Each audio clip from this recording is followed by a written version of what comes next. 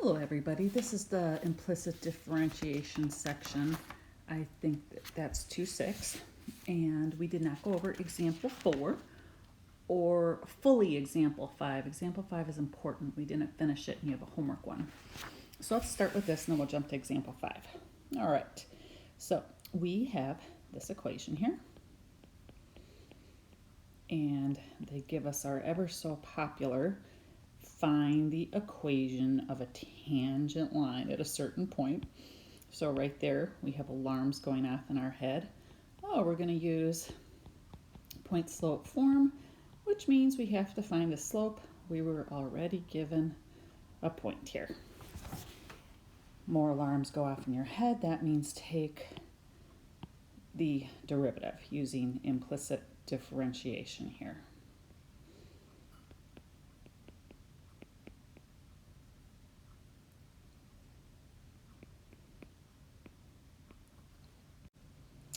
And now isolating our dy dx,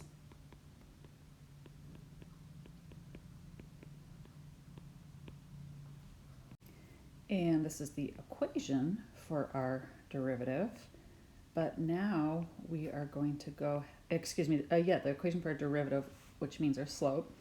Now we're going to go ahead and solve this for when x is 1 and y is -2, because that is the coordinate points they gave us here. All right, so in blue, let's go ahead and figure out what our slope is.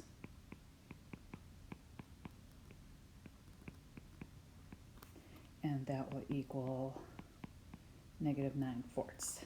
Okay, so for point slope form, there it is.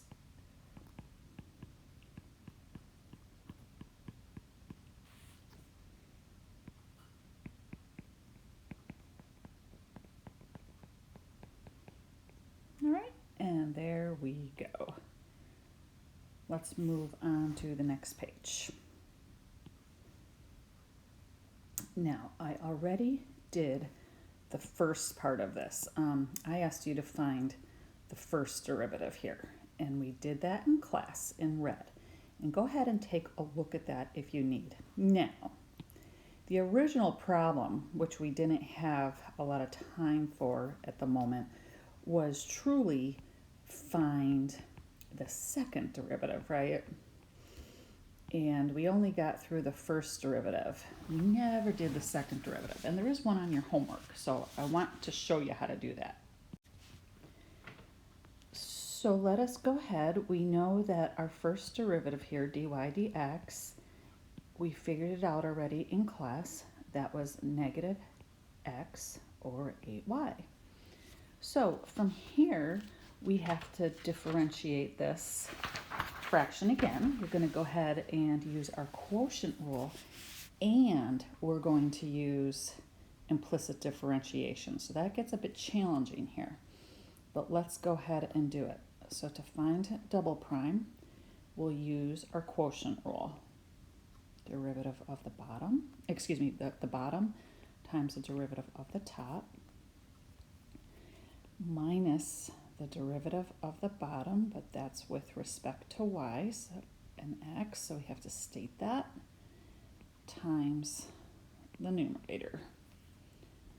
So here is the quotient rule and implicit differentiation. Go ahead and pause if you need to.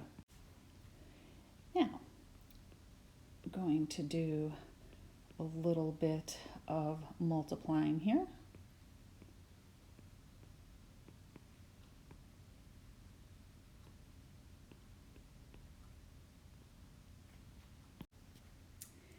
And let's stop here. We could do a little bit of factoring. We'll do that in just a moment though. What I would like you to notice, which you might have not realized, is there's a dy dx in here. And what the heck do we do with that? Well, if you remember from the first part of the problem that we did in class in red, didn't we figure out what dy dx equals? Right? When we were finding our first derivative? So what we're going to do is we are going to substitute this value for dy dx directly into the dy dx right here, okay? Okay, so take a look at that. We just substituted the dy dx in there. Pause the video if you need to. And from here, it's just a whole lot of simplification here. So I went ahead and I'm attempting to combine my numerator here. 8's canceled. X times x is x squared times y, and I put this over a common denominator so I can combine those eventually. Okay, I combined the numerator, and we'll get this right here. And if you notice here, if we factor out a negative in the numerator,